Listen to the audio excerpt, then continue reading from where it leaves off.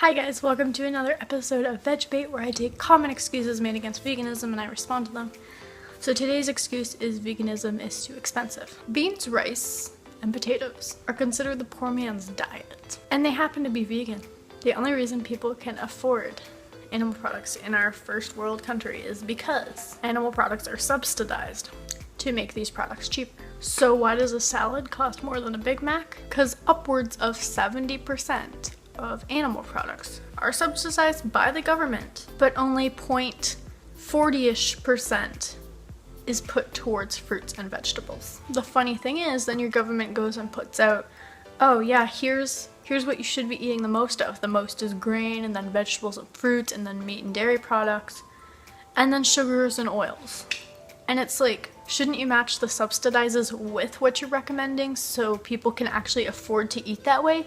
Otherwise, no wonder why the American diet is literally following what is subsidized.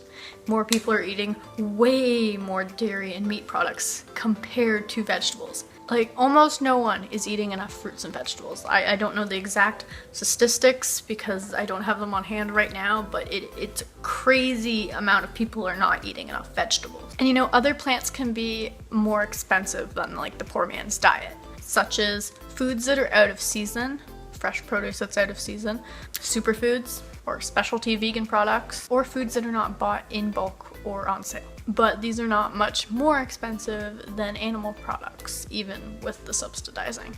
Buying foods high in calories and nutrients is also a really important aspect of money saving. If you buy empty calorie foods, your health is going to be affected later on in life, and the medical bills are just going to add up. And speaking of medical bills, animal products are so high in cholesterol and saturated fat and dioxins that they have a lot of negative health consequences. More information on this can be found at nutritionfacts.org, or if you purchase Dr. Michael Greger's book called How Not to Die, it is packed full of information. I've done a review on it. I'm going to link that in the cards if you are interested.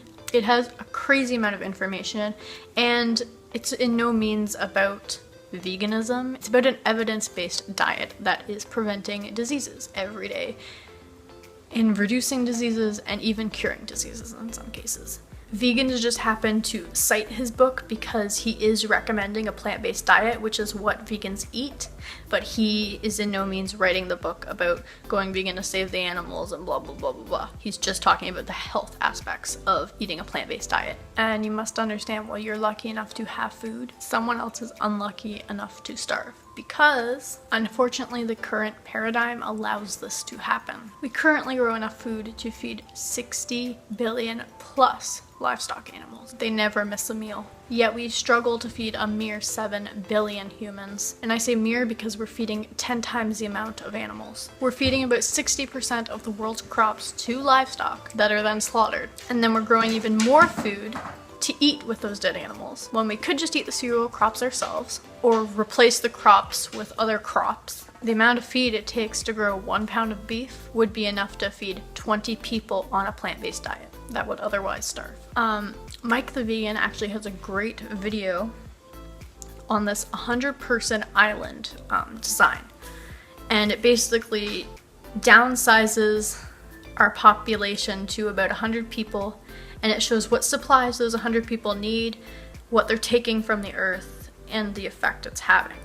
And so I'm going to link his video up in the cards, and you can go check that out to understand more of the effect that humans are having on the earth, but in like a smaller model so you can understand it better. And Cowspiracy, the documentary, also does a really great job of talking about this. So if you haven't seen Cowspiracy, it is on Netflix and you should go check it out. And it includes a little more than what Mike's video includes, but if you don't have the time to watch a 1-hour documentary, then go check out his video. And there is lots of resources online you can look up on YouTube or on the internet.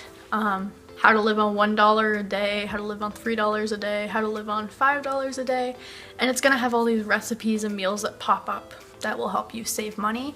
And there's even some people that meal prep for an entire week, and then they say how much money they spent, so you can see about how much you're going to be paying for what kind of meals. So definitely go look into those videos because they are really helpful. I personally watch them because I am a college student, I'm a broke college student, and I'm just trying to save some money. So yeah, I definitely use those when I am tight on money.